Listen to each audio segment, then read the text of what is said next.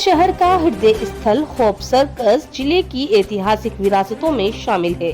गोलाकार आकृति से निर्मित यह ऐतिहासिक विरासत अपनी बनावट के कारण देश भर में एक अलग ही पहचान रखती है।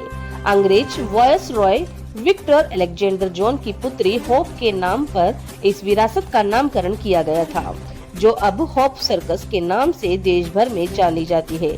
अपनी बनावट के साथ ही कई ऐतिहासिक घटनाओं की भी गवाह रही है। इसे अलवर के जंतर मंतर के रूप में भी माना जाता है।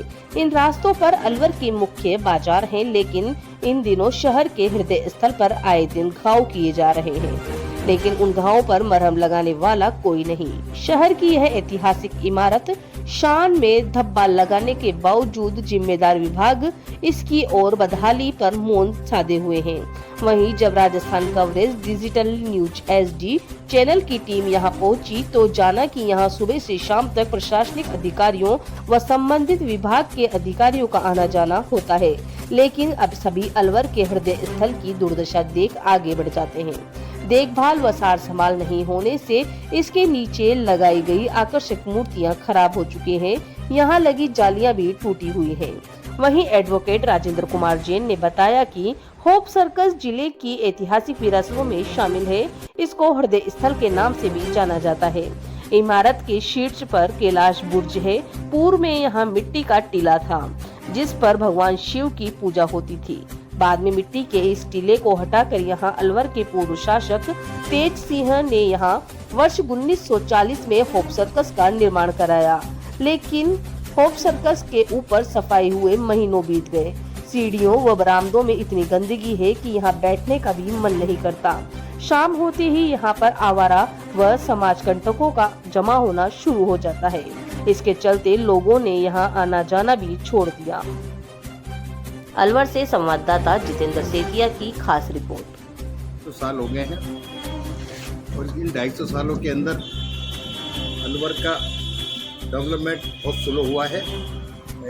लाल दरवाजा तक कभी अलवर हुआ करता था। उसके बाद ये जो होप सर्कस जिसको आप सामने देख रहे हैं, ये कभी शिव जी का मंदिर था जो मिट्टी के टीले पर बना हुआ था। महाराज जय सिंह जी इसका डिजाइन लंदन से लेकर आए थे और जिसका कि डिजाइन आज भी अजायब घर के अंदर सुरक्षित रखा हुआ है।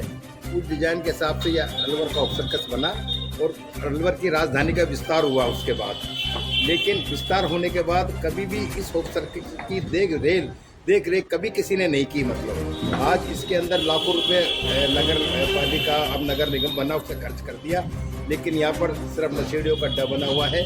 एक पंडित जी है, वो अपनी इनसे साथ संघर्ष करते हैं, डेली साफ सफाई करते हैं। सारा जो डेवलपमेंट हुआ सारे पत्थर उखड़ गए हैं, चारों तरफ गंदगी का आलम है। वो होप सर्कस की इस महान कृति को हम लोगों ने सजो कर नहीं रखा हुआ है, ने नगर निगम का ध्यान किया है। अभी हाल ही में जिलाधीश अलवर ने इसको अलवर को स्वच्छ बनाने के लिए बड़ा लंबा कदम उठाया, लेकिन वो केवल कपोल कल्पित रहा। इस होप सर्कस के लिए उन्होंने कुछ नहीं किया। रोज़ यहाँ पर कभी नशेड़ी आ जाते हैं, कभी बिजली का समस्या आती है। यहाँ बिजली का भी व्यवस्था नहीं है। बिजली की व्यवस्था पंडित जी ने खुद अपने पैसे से की हुई है इसके अंदर। वो इसके अंदर बड़ी मेहनत से ऊपर शिवालय है, हनुमान जी का मंदिर है, सीताराम जी का मंदिर है, इन सब को देख रेख कर रहे हैं। इससे थोड़ा सा मंदिर सुरक्षित है हमारा, और अगर इस तरह से रहा तो ये होप सर्कस बहुत जल्दी खंडर हो जाएगा।